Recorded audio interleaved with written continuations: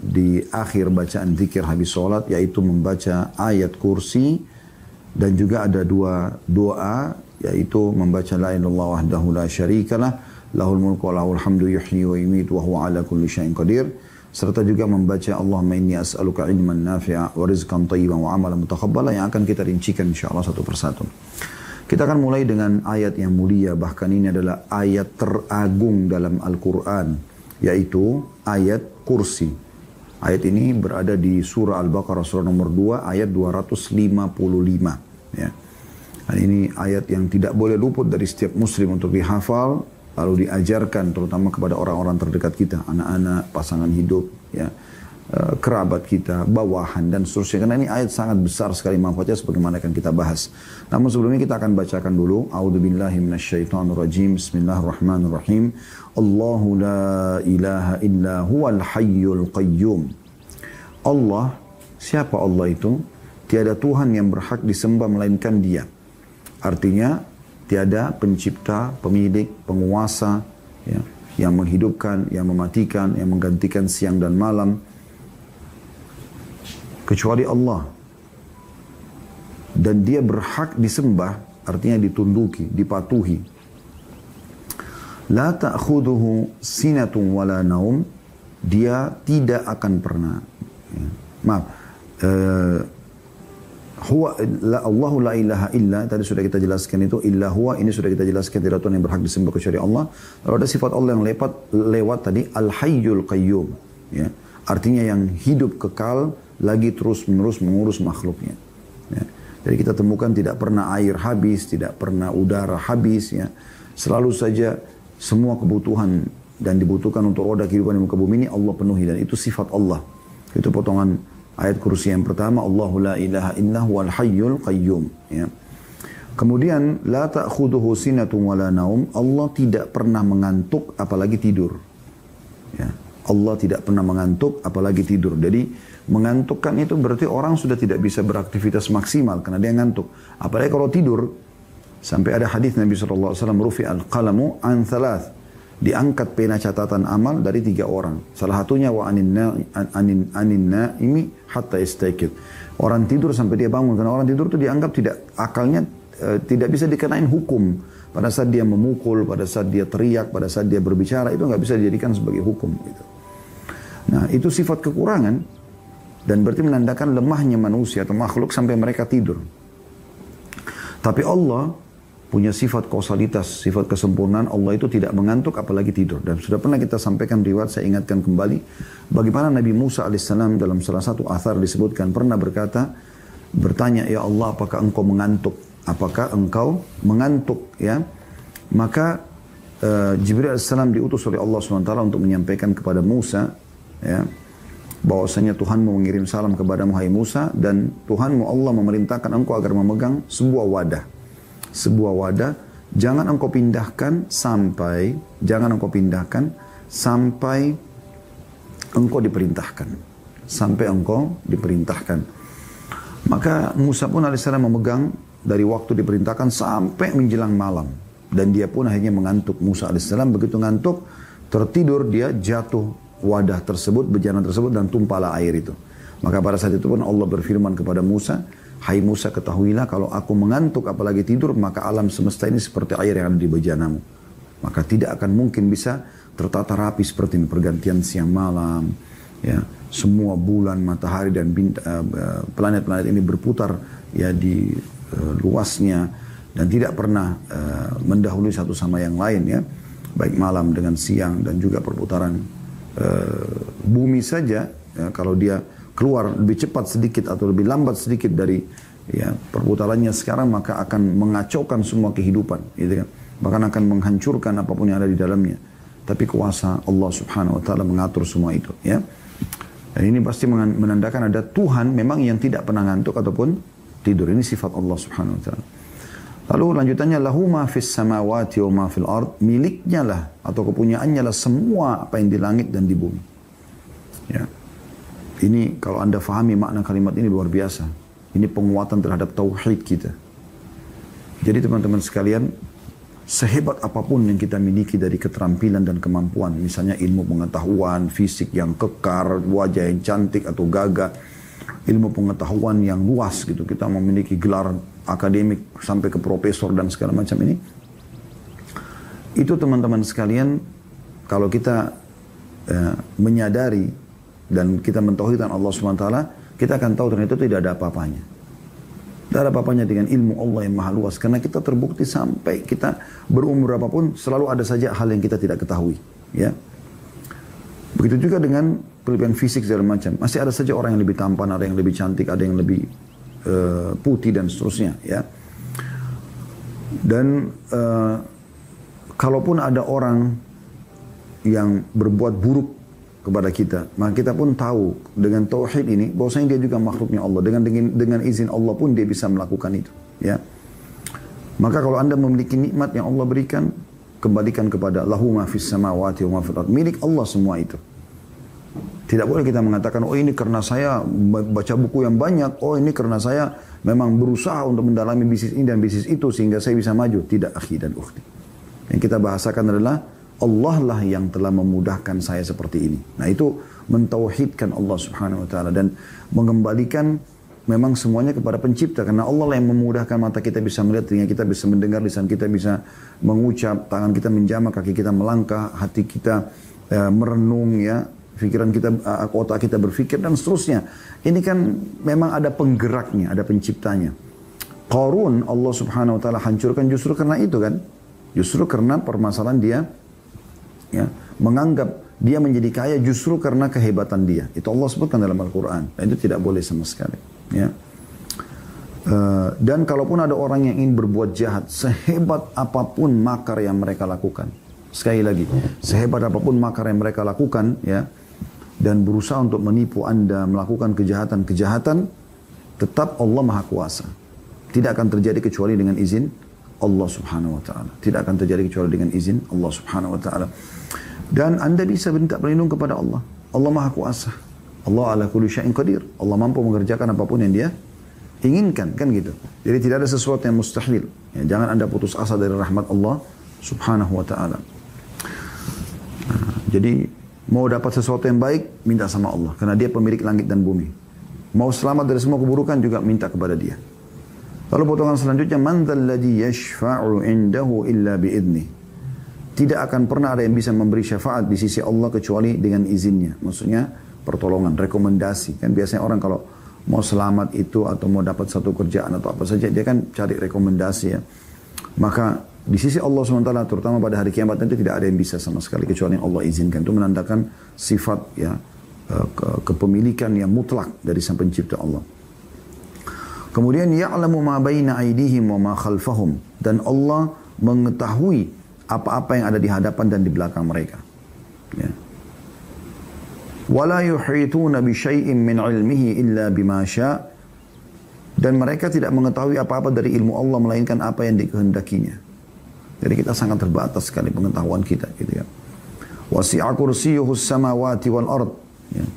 Kursi Allah meliputi langit dan bumi. Wala ya'uduhu hifdhuhuma wa huwal 'aliyyul 'azim. Dan Allah tidak merasa berat memelihara keduanya. Dan Allah Maha Tinggi lagi Maha Besar. Allah Maha Tinggi lagi Maha Besar. Jadi ini terjemahan sekaligus sedikit tadabbur tentang ayat kursi.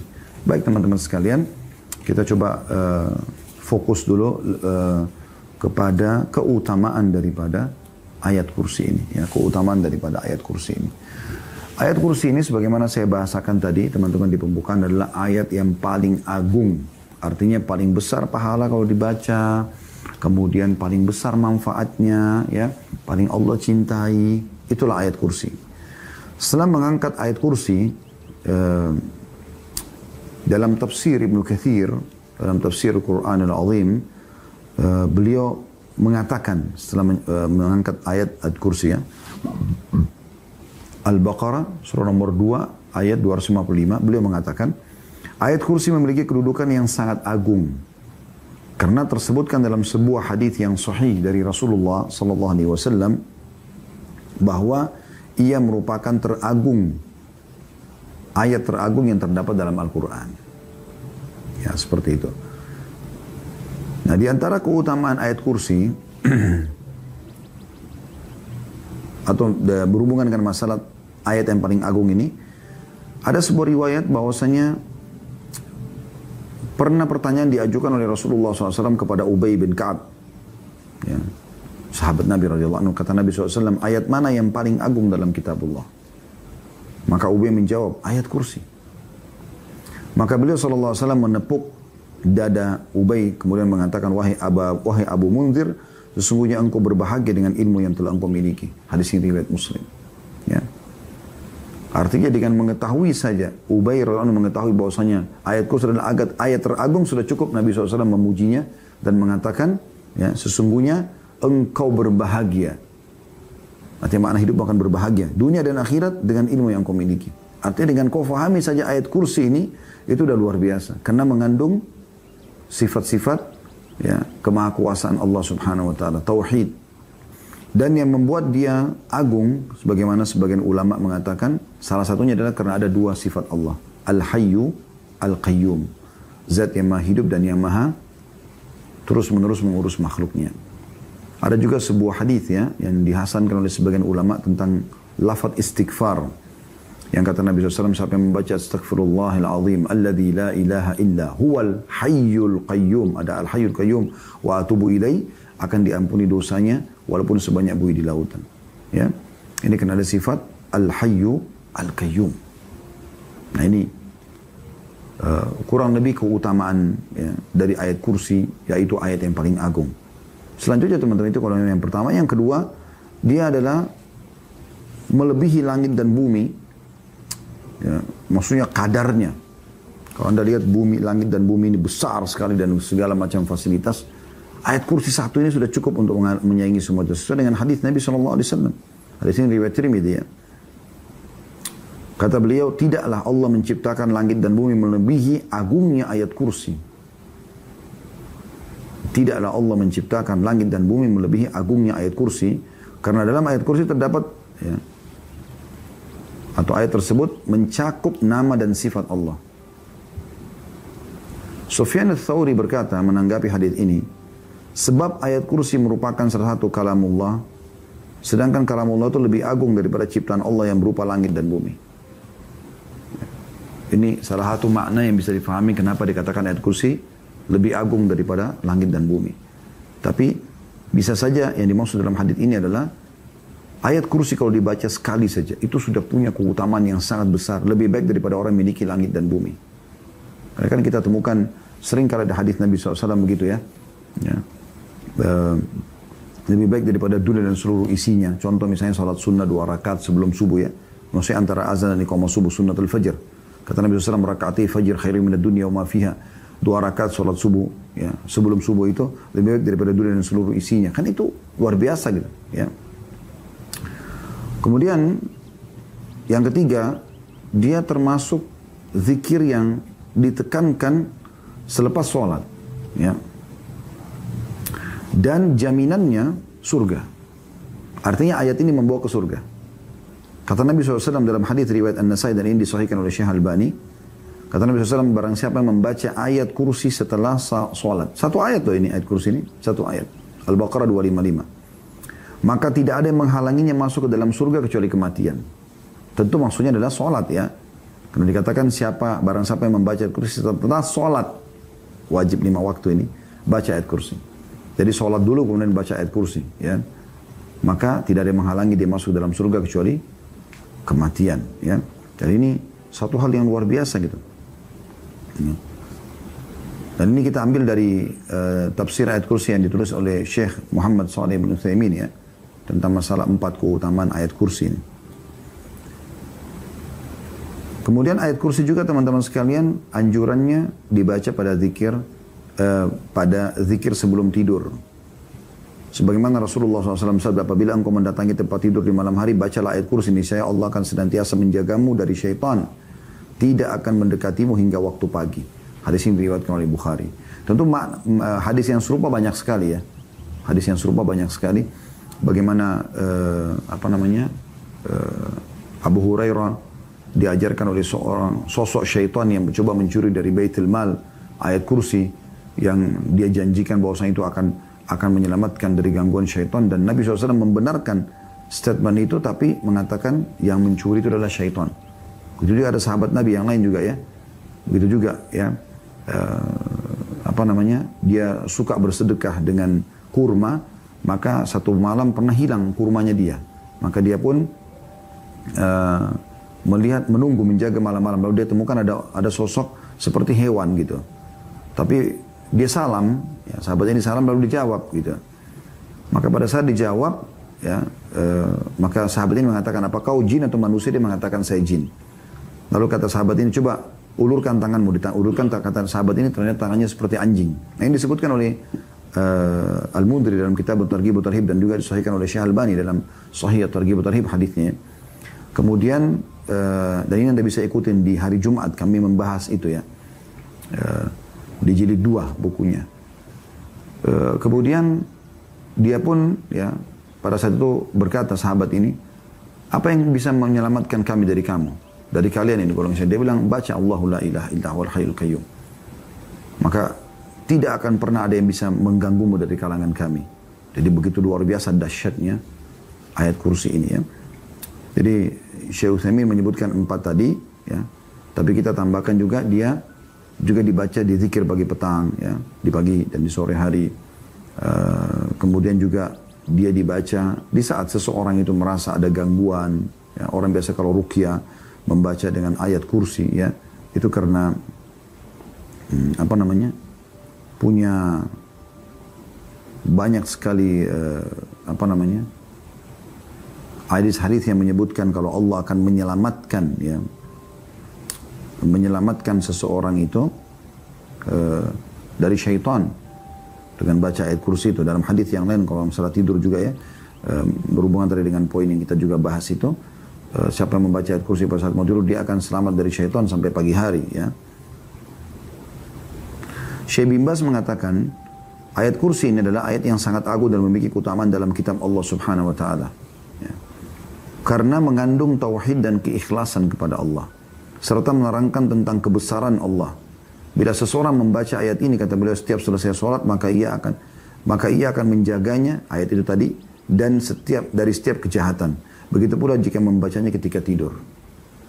Ini diambil dari Majmu' Fatawa beliau ya, Syekh bin Baz jilid 9 halaman 323 gitu. Ya. Jadi dia punya keutamaan tersendiri ya tentang masalah ayat kursi ini. Tentu teman-teman sekalian ada beberapa hal yang kadang-kadang juga orang nukil ya, tapi ini butuh mencari referensi yang benar tentang ayat kursi. Karena tidak semua hadis yang dinukil itu ya, tapi ternyata dianggap punya keutamaan. Karena banyak juga penyebab hadis palsu. Orang kadang-kadang menyebutkan hanya untuk memotivasi orang berbuat baik gitu. Tapi sebenarnya dia tidak ada gitu kan. Nah, ini hati-hati dalam masalah seperti ini. Makanya tadi kita sebutkan ya, tentang hadis-hadis yang punya rujukan ya. Allahu a'lam ya. Tapi kalau misalnya ada hadis yang Anda temukan memang sifatnya dia punya dalil-dalil yang benar, tidak ada masalah ya. Juga ada hadis tentang masalah kalau Anda baca, tadi kan saya bilang di zikir pagi petang ya, tapi ada hadis yang berbunyi begini tentang keutamaan membaca ayat kursinya. Idza qara'aha ya. Idza qara'atha ghudwatan ujirat minna hatta tumsi. Ya, ini kasus tadi hadis Ubay, nama sahabat itu Ubay bin Ka'ab yang bertemu dengan jin tadi itu. Jadi itu mengatakan siapa yang membaca ketika pagi ayat kursi itu, maka dia akan diselamatkan dari kami sampai sore. Wa idza qara'atha hina tumsi ujirat minna hatta tusbih. Kalau dia dibaca sore hari maka dia akan ya, selamat dari kami sampai pagi hari. Jadi banyak sekali keutamaan-keutamaan yang luar biasa dari ayat kursi itu sendiri. Ya. Baik teman-teman sekalian, ini berhubungan dengan masalah ayat kursinya ya. Dan mudah-mudahan ini bisa mewakili sebenarnya apa yang harus kita sampaikan berhubungan dengan ayat kursi. Intinya jangan sampai ketinggalan teman-teman sekalian. Baik di waktu-waktu yang kita sebutkan tadi ini adalah habis sholat, supaya bisa masuk surga. Karena yang baca habis sholat 5 waktu, maka tidak ada yang menghalangi antara dia dan surga kecuali kematian. Kemudian juga dibaca pada saat mau tidur, dibaca zikir pagi petang, dan sudah kita coba sebutkan tadi keutamaan-keutamaan. Kemudian zikir selanjutnya teman-teman sekalian adalah habis sholat dianjurkan baca la ilaha illallah wahdahu la syarika lah, lahul mulku wa lahul hamdu yuhyi wa yumiit wa huwa ala kulli syai'in qadir. Ya. Ini kalau kita rentet dari awal kita belajar zikir habis sholat ya, itu di halaman 61. Saya ngajak teman-teman kembali dulu. Kan kita sekarang berada di halaman 68 ya. Kalau yang pegang bukunya bisa kembali ke halaman 61 dulu. Ada la ilaha illallah wahdahu la syarika lah, lahul mulku wa lahul hamdu wa huwa ala kulli syai'in qadir. Jadi tidak ada yuhyi wa yumitnya. Dan itu cuma dibaca sekali di sini ya. Tapi ada sambungan Allahumma la mani' lima a'taita wa la mu'ti lima mana'ta wa la yanfa'u dzal jaddu minkal jadd. Itu sudah panjang lebar kita jelaskan ya. Kemudian diulangi lagi la ilaha illallah di halaman 62-nya. Zikir yang lainnya juga la ilaha illallah wahdahu la syarika lah, lahul mulku wa lahul hamdu wa huwa ala kulli syai'in qadir. Ya. Ini juga sama diulangi lagi tapi tidak ada yuhyi wa yumitnya ya. Kemudian juga kita dianjurkan baca subhanallah, alhamdulillah, Allah akbar masing-masing 33 kali. 100-nya kita baca la ilaha illallah wahdahu la syarikalah, lahul mulku wa lahul hamdu wa huwa ala kulli syai'in qadir. Tapi tidak ada yuhyi wa yumitnya. Dan sempat saya bacakan waktu itu ada keutamaan membaca zikir la ilaha illallah wahdahu la syarikalah ini ya. Saya ingatkan kembali karena ini zikir penting sekali dan coba amalkan teman-teman sekalian karena keutamanya sangat besar. Ini sudah saya bacakan pada pertemuan yang lalu di awal kita bahas zikir habis sholat ya. Tapi saya sendiri merasa nggak ada ruginya kita mengulanginya. Mungkin mengingatkan kita kembali kalau kita belum amalkan. Atau kalau kita sudah amalkan kita dapat keutamaan majelis ilmunya ya. Perhatikan saya ambil dari buku Sahih Targhib Tarhib ya. Tulis oleh Mundhir dan ditelusuri hadisnya oleh Syekh Albani. Yaitu hadis Abu Dzar radhiyallahu anhu.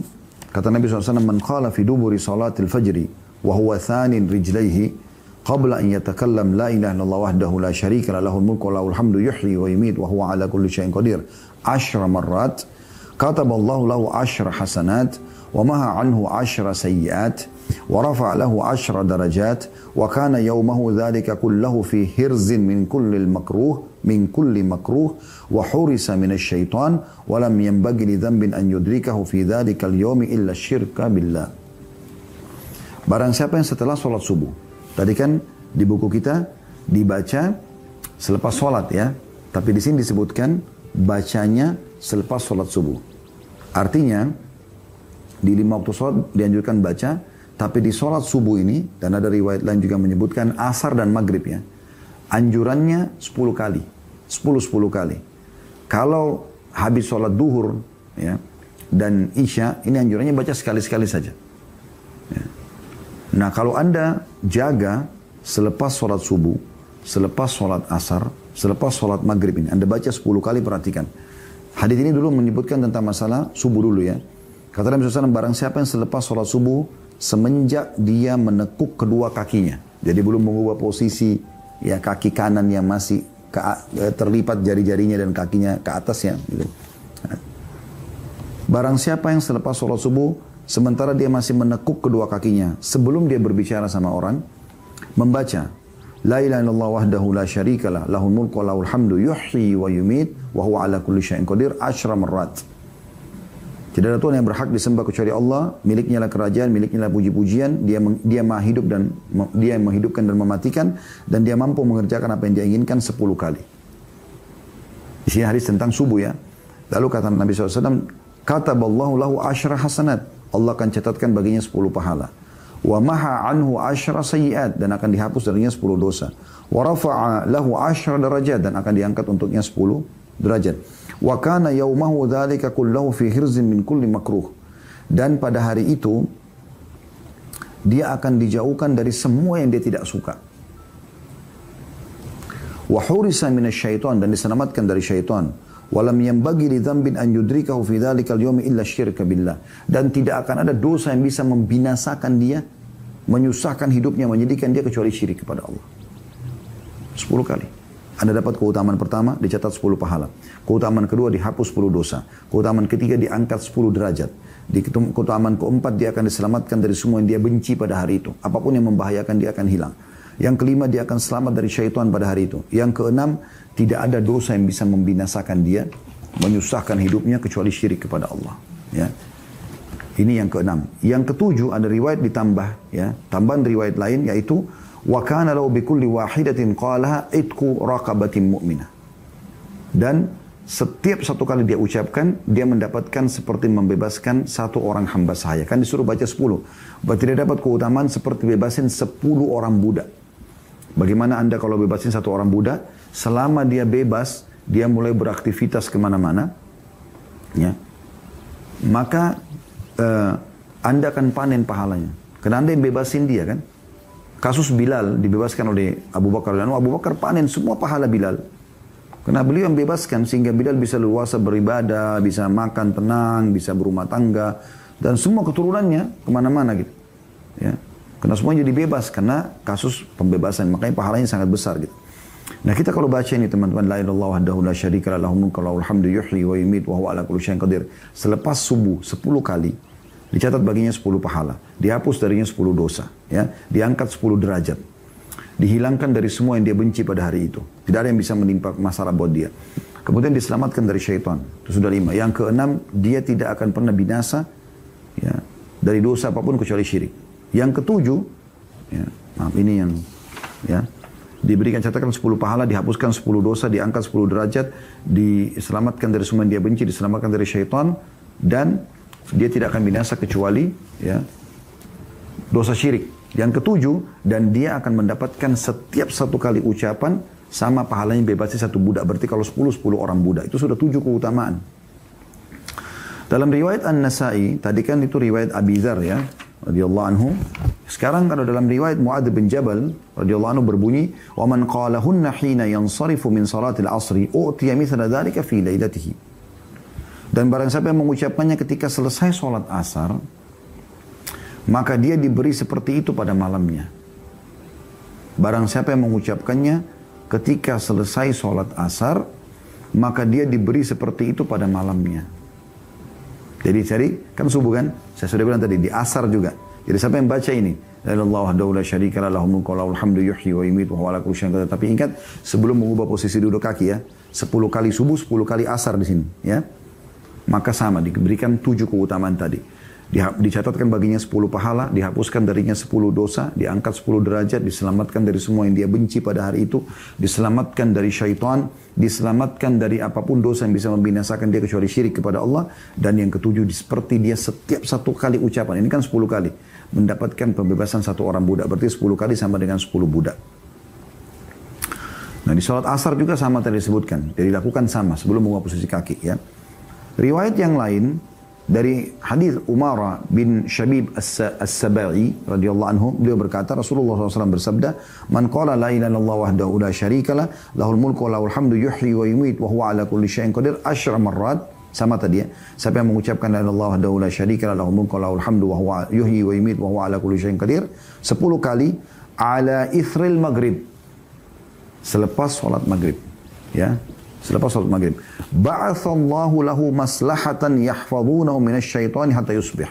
Allah akan utus pasukan bersenjata yang akan menjaganya dari syaitan sampai pagi. Sudah baca habis maghrib. Ini berarti keutamaan yang ke-8. Ya. Tapi ini, karena Nabi SAW sebutkan maghrib, berarti adanya penjagaan pasukan, ya, yang akan menjaga dari syaitan di malam hari. Habis maghrib dijaga sampai pagi. Ini keutamaan yang ke-8 tapi hanya didapatkan kalau dibaca habis maghrib, ya. Cuma semua keutamaan tadi yang 7 itu bisa didapatkan juga walaupun kita baca habis maghrib di sini, ya. Wa kataba lahu biha 10 hasanatin mujibat. Dan Allah memberikan kepada dia 10 pahala yang pasti membawanya masuk ke dalam surga. Jadi mirip dengan keutamaan tadi, ya. Wa maha anhu 10 sayyiatin mubiqat.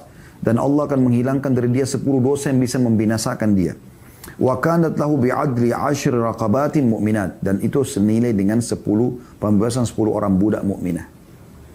Berarti intinya kita baca, teman-teman sekalian, 10 kali habis subuh, sebelum ubah posisi kaki, habis asar dan habis maghrib.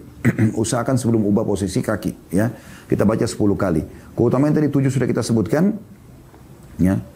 Yaitu dia akan mendapatkan 10 pahala, dihapus 10 dosa, diangkat 10 derajat, ya, kemudian dihilangkan dari segala yang makruh atau dia benci pada hari itu, diselamatkan dari syaitan, kemudian dia juga tidak akan binasa kecuali dari dosa syirik, dan dia juga bisa mendapatkan setiap satu zikirnya seperti bebasnya satu orang budak. Ya.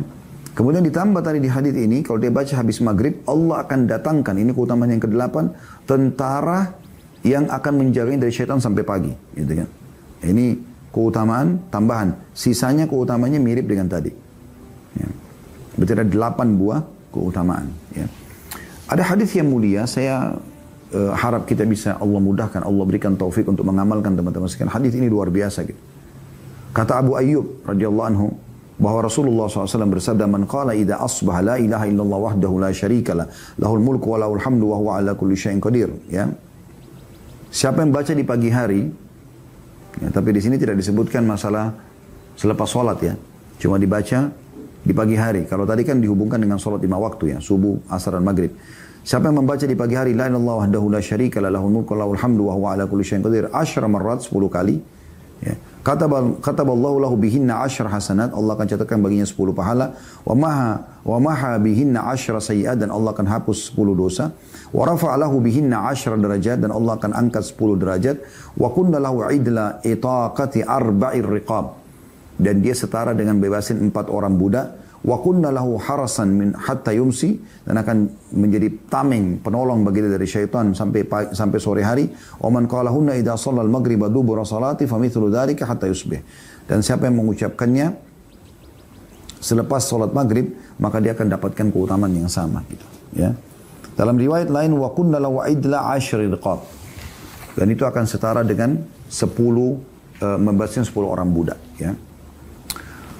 Kemudian dalam hadis yang lain, ya, kata Nabi SAW, man qala, ini hadis Mu'adz bin Jabal radhiyallahu anhu, kata Nabi SAW, man qala hina yansarifa min salatil ghadat, siapa yang mengucapkan selepas salat subuh, la ilaha illallah wahdahu la syarika lah, lahul mulku wa lahul hamdu biyadihil khair wa huwa ala kulli syai'in qadir, 10 marrat. Jadi perhatikan beda lafadznya ya. Siapa yang mengucapkan selepas salat subuh, la ilaha illallah wahdahu la syarika lah, lahul mulku wa lahul hamd, sampai sini berhenti dulu. Tadi kan yuhyi wa yumit, kalau ini tidak ada yuhyi wa yumitnya. Langsung biyadihil khair. Di tempat yuhyi wa yumiit diganti biyadihil khair wa huwa ala kulli syai'in qadir. Siapa yang baca ini selepas salat subuh, kata Nabi SAW, ya, la ilaha illallah wahdahu la syarika lah, lahul mulku wa lahul hamd, berhenti di situ karena jangan dicampur baur. Kalau tadi kan setelah itu lahul mulku wa lahul hamdu yuhyi wa yumiit. Kalau sekarang tidak, lahul mulku wa lahul hamdu biyadihil khair, ya, wa huwa ala kulli syai'in qadir 10 kali. U'tiya bihinna 7, dia akan diberikan 7 manfaat.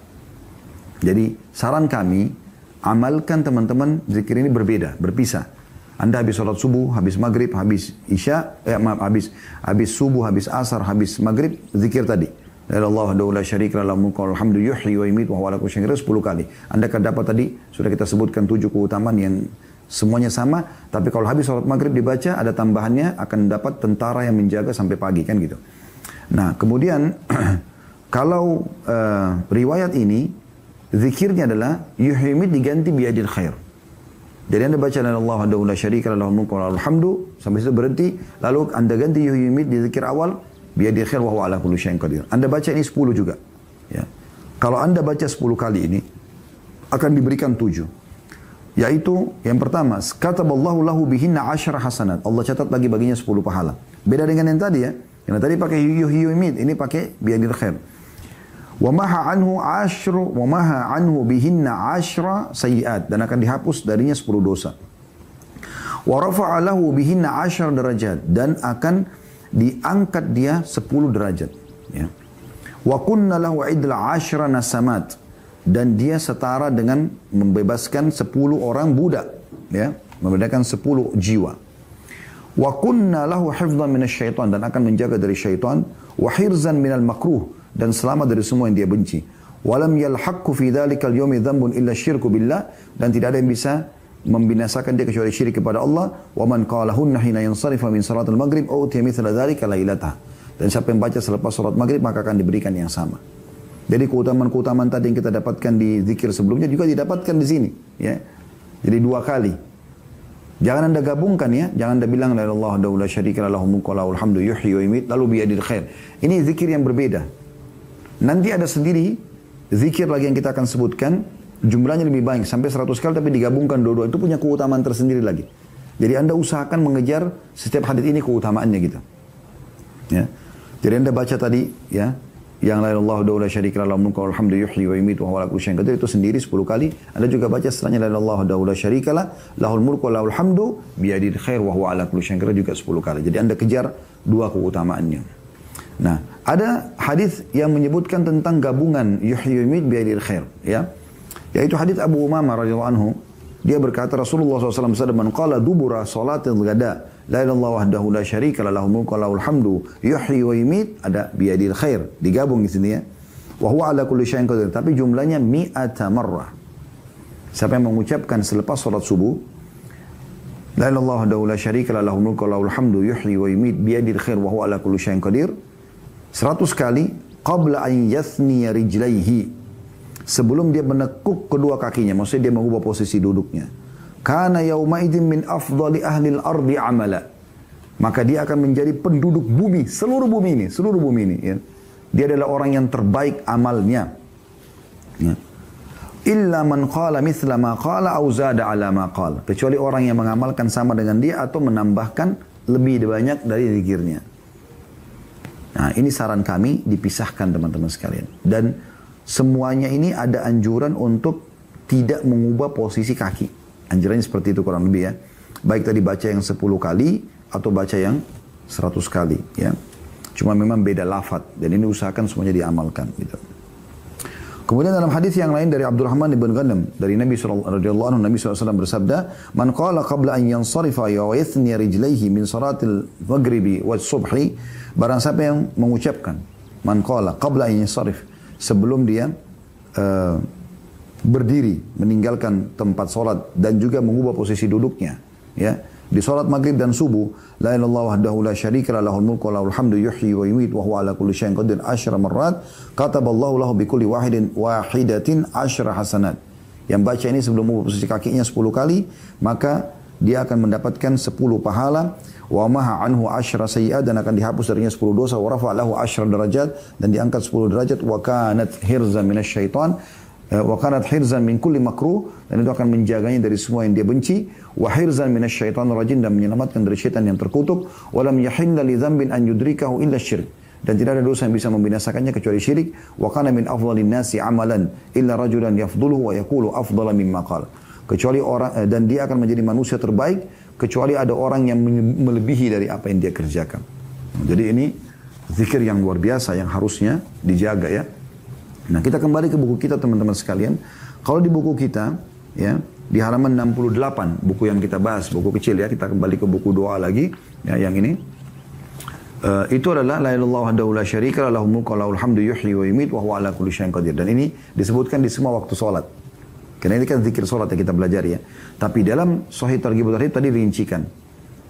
Kalau kita pegang hadis ini atau kita baca hadis ini kan tidak disebutkan waktu salat mana saja, tapi hadis yang baru kita bacakan itu disebutkan. Kalau kita hubungkan berarti salat duhur dan salat isya yang kita baca sekali-sekali. Tapi salat subuh, asar dan maghrib kita bacanya 10 kali dan sudah kita sebutkan tadi keutamaan-keutamanya. Ada tulisan di sini ya. Ini dibaca 10 kali sesudah sholat maghrib dan subuh. Maksudnya tadi hadis la ilaha illallah la syarika lah. Ya.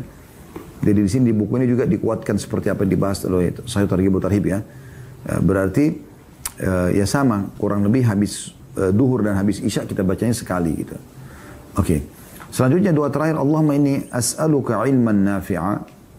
Ya Allah, aku memohon kepadamu ilmu yang bermanfaat, wa rizqan tayyiba, dan rezeki yang baik, wa amalan mutaqabbala, dan amal yang diterima. Ya. Ini dikatakan dibaca setelah salam dari sholat subuh. Jadi bukan di semua sholat, tapi di sholat subuh. Ya. Hadis ini diriwayatkan Ibnu Majah dengan ahli hadis yang lain, dan juga bisa dilihat dalam Sahih Ibnu Majah jadi 1 halaman 152 dan Majma' Az-Zawaid jadi 10 halaman 111. Baik, kita bedah doa terakhir ini teman-teman. Ini dibaca habis subuh, selepas sholat, selepas salam. Allahumma inni as'aluka ilman nafi'a. Ini pelajaran penting ya. Berarti Islam selalu memotivasi agar seluruh penganutnya memiliki ilmu yang luas ya. Ya, dan ilmu yang benar sesuai dengan Al-Quran dan Sunnah. Dan ini ada motivasi khusus. Bagaimana di awal kita mau memulai aktivitas kita di pagi hari, kita dianjurkan minta ilmu yang bermanfaat. Ilmu yang bermanfaat ya. Kemudian warizqan tayyiba. Wa rizqan thayyiba artinya rezeki yang baik. Rezeki yang baik. Ya. Di sini maksudnya rezeki yang baik adalah rezeki yang halal dan membawa manfaat. Anda bisa lihat di situ terjemahannya ya. Rezeki yang baik dalam kurung halal dan membawa manfaat. Karena bisa saja orang cari dari sumber yang haram, lalu dia makan, ini jadi masalah buat dia. Ya. Karena makanan dan minuman haram atau sesuatu dari haram ini, itu efeknya sangat besar sekali. Ini sudah panjang lebar kami jelaskan di Tablik Akbar dulu ada, dan Anda bisa lihat di playlist insya Allah, akibat makanan haram. Ya. Kemudian, dan amal yang diterima, wa amala mutaqabbala, artinya seluruh amal saleh yang dikerjakan, yang aku kerjakan, itu diterima. Jadi jangan luput, insya Allah semoga Allah mudahkan kita mengamalkan di pagi hari. Jadi 3 hal ini yang paling penting dalam kehidupan seorang muslim. Bagaimana dia diberikan ilmu bermanfaat, jadi hari tidak berlalu tanpa ada pelajaran ilmu agama, dan kalaupun sudah ada yang dia pelajari, dia mudah untuk mengamalkan. Kemudian rezeki yang baik-baik, rezeki yang banyak tapi halal, dan juga bukan cuma itu, bermanfaat. Ada orang punya rezeki halal tapi sibuk nabung terus, tidak pernah sedekah. Ini keliru. Harusnya dia bawa hartanya ke akhirat. Yang sudah pernah kita jelaskan juga di keutamaan bersedekah ya. Ada judul Tablik Akbar kami, itu ceramah kami. Bisa Anda lihat di playlist keajaiban sedekah ya. Kemudian yang terakhir adalah minta amal kita diterima. Dan ini poin tidak kalah penting teman-teman sekalian.